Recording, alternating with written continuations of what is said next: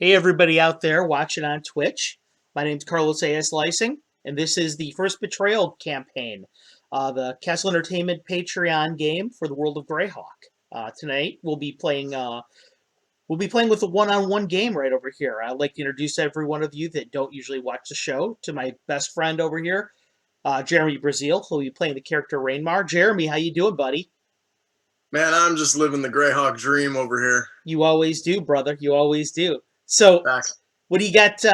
You had a good holiday. We just talked a little bit offline about the holiday season. So everything's going good over there.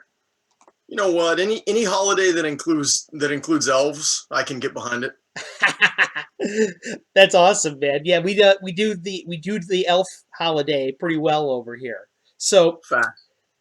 have you been working on any D&D projects lately? Anything that you want to talk about? You know, I have been doing a little bit of fiddling around with some gnome stuff. As you know, I have a minor affection for the what I consider to be underappreciated gnomes. So I've been toying around a little bit with their language and culture. Mhm. That's awesome, Dan. We have a couple gnome enthusiasts out there, and we have a couple haters out there too in our group. I know that gnomes seem to be one of those races that people either love or they hate. What exactly is it that you find compelling about gnomes besides their underappreciation, or is that the crux of it? I think the crux of it was that the first time I was exposed to Greyhawk in any real length at GaryCon, I noted that basically nobody ever wanted to play gnomes. That they were sort of underappreciated, and I guess it just begged the question of why, you know. Um, so I just looked at that and I said, well, let's examine this. And people preferred halflings to gnomes as thieves for obvious reasons. The percentages are better if you play a halfling. Sure. Uh, but I started to look at what really made the gnomes unique. Hmm. And obviously, there are some advantages of the illusion class, which is something that halflings can't do, Yeah. and so on and so forth. In fact, the illusion class almost makes. Oh, I got to be careful how I say this because I know there's so many super nerds out there that know the game better than me. But I think, in a way, the illusion class makes the gnome a better thief than the halfling.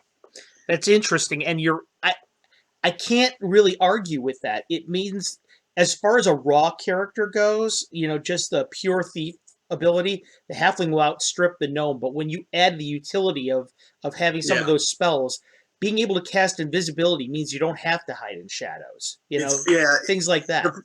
The percentages mean nothing when you're invisible or you're part of a phantasmal force or whatever. I mean, you have so much that you can do. The versatility of the fighter illusionist and the thief illusionist is just too good to ignore. Our good buddy out here, Tim, is watching tonight. Hey, Tim, how you doing? He agrees with you for sure that it makes them more flexible. For So, sure. yeah, It's a I no. especially when you start getting a little bit higher level and you can cast stuff like wraith form or hypnotic pattern or things like that. Man, you can just a gnomish thief illusionist of appreciably high level. I would tend to agree with you. Has a lot more that they can do. Yeah, it's kind of gross in a way Yeah, because they have so much versatility. And like I said, I mean, I think I prefer to play a character that isn't done to death. There's certain things that are just done to mhm, death. mhm, You're always going to have, a half elf druid. You're always going to have the elvish mhm. archer Right. dual wielder. You're always going to have the, whatever. Those are just staples for any campaign. Mhm. But you don't always have somebody who wants to play. Anyway, I think I got into it because I wanted to play something that wasn't often Right. part of the campaign. Yeah, So absolutely. And I think you're right. I mean, like I've told you many times before, until I started doing convention games and I started making them pre-gen characters, I'd never had anybody that volunteered to play a gnome before in 40 years yeah, of playing Dungeons and Dragons. yeah, So that was yeah. And I think it's really cool. There's a nebulous history to the gnomes, the nonis, that is it leaves you some room for interpretation, whereas a lot of the other races are a little bit better detailed, or right. anyway, I think that's really cool. And by the way, don't think I didn't notice you just drop some pure flan out there just now too. So everybody out there, I want you to know Jeremy is quickly gaining my respect as far as a Greyhawk scholar goes. He just dropped the flan name for gnomes over there a couple seconds ago. For those of you who missed it, I mean, um, I thought everybody knew that. I thought it was no, common. not necessarily. They sure wouldn't use it in a sentence. But anyway, for me right now, Castle Entertainment is chugging along. I'm working on our GaryCon modules right now. At, we had Luke Gygax on here a few days ago for Castle Talk. Jeremy, you're planning on going to GaryCon this year, right? I believe. Absolutely, yeah. That's got to happen. Yeah, it's a must. It's the best convention for me in America right now. I can't speak to international conventions, ever having been there, but Right. it's certainly the best one for me. And I know that you every time you go there that you have a good time. You learn a lot about the game, so Yeah. that's pretty awesome. Patreon stuff we're also working on right now as we speak. I've got the theme for January, which is coming out. All of you guys will see that it's all the Patreon rewards are based around Luke Gygax's character Melf, in honor of him doing the Castle Talk section with us before. I think you guys are going to dig it. Some stuff that are nods to his career or whatever. The mini module this month is called The Abscess, which is a tie into Forgotten Temple of Thurisdan and Lost Caverns of Socanth for any of you guys who are enthusiasts of those modules. So I think you guys will dig that. I want to say it's like a 10 or 11 pager this time. That's yeah. That's not an adventure card anymore. No, no, no. You know, when we first started doing the Patreon, I did adventure cards. I don't do adventure cards anymore. I realized that to give people the kind of bang for their buck that I want them to have in the Yeah. modules, I need to make them a little bit more robust. I need to give a little bit more out. It's a lot more work for me, but by the same token, I dig it, and it's given me a couple chances to do some fun stuff. It's like R&D for my modules. For example, one of my weakest points in my modules I've always felt is my cartography. I've never been really happy with it. Okay. I spoke to one of our patrons who was particularly critical of the cartography. We talked a lot about it, and I gave him some samples. He gave me some feedback on them. This mini module, will be the first one to reflect the direct feedback of the patrons, which I think is going to be really cool. It's a lot more user friendly, I feel like, and I think you guys will dig it. So, all right, Jeremy, we got Mike Cross. Hey, what's going on, man? Thanks for tuning in from Canada, my friend. Um, Michael's a great friend of Castle Entertainment's, big supporter of ours, has been for a long time. So, Raymar, are you ready to go for today's game? I mean, I guess if we have to. Okay, guys, let's begin then. Last time we peeked in on your group, Rainmar.